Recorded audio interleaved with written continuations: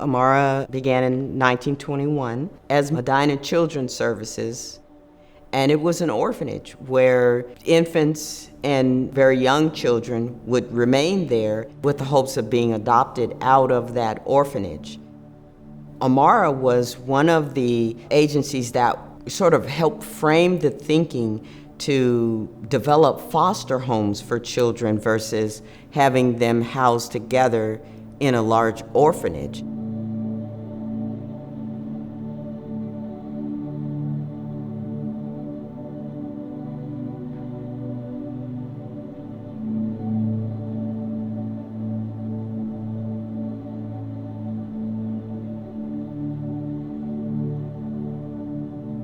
I think what makes Amara really unique is that they embrace all the important people in a child's life. So everyone is seen as valued and as part of that child's story. I discovered early on that Amara was one of the leaders in the arena of child welfare and was an agency who really spoke to the needs of children.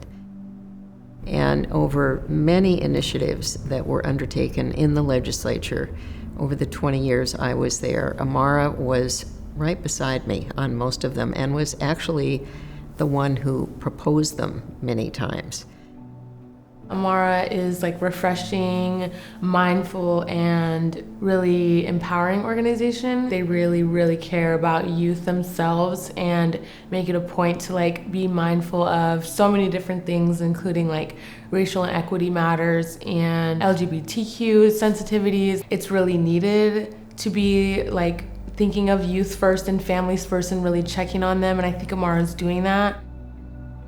Over the years, as we have evolved, both as adoptive parents and foster parents, and understanding the importance of supporting reunification, Amara has also gone through an evolution. From an agency that 15 years ago had a domestic infant adoption program to an agency now that is really recreating itself with lived experience at the core and examining how do we reunify kids, how do we support parents not only at the beginning, but all through a case and kind of build those extended families.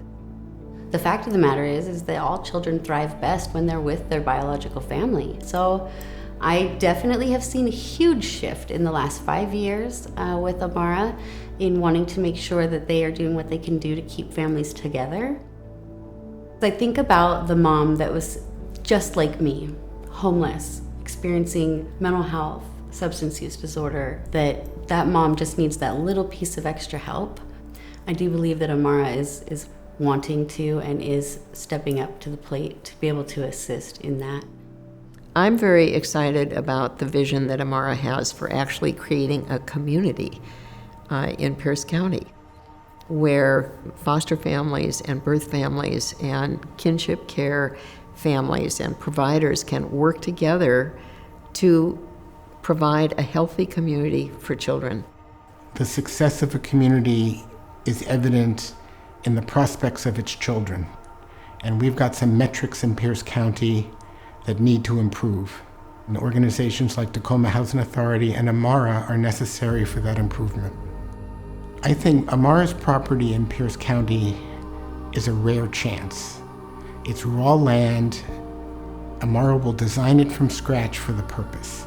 So that can make it an intentional community designed as it needs to be to serve the families and children Amara have in mind. I hope that Amara just continues to be at the forefront of reimagining child welfare as a support to families instead of a replacement for families. Amara has helped lead the whole movement to see that, no, this is all about supporting that child. And foster parents can be a tremendous support to bring the children back into their families and help them to be able to parent.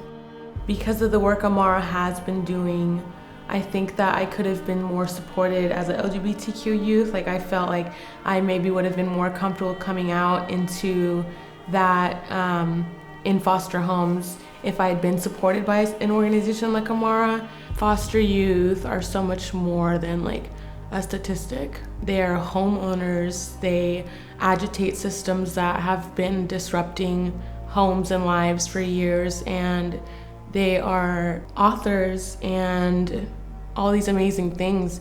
And it's just shown me that aging out or not, adopted or not, like regardless of how you're involved in the child welfare system, you can come out of it a better person. Like you can come out of it and heal. Amara is doing amazing work. They are listening to the community, they're hearing what the needs are, and they are following through with just that. Amara has lasted 100 years because we adjust, we're innovative, we draw people into the work, and so we are able to be community partners in so many different dynamics and so many different levels. I guess when you're doing good work, just time flies.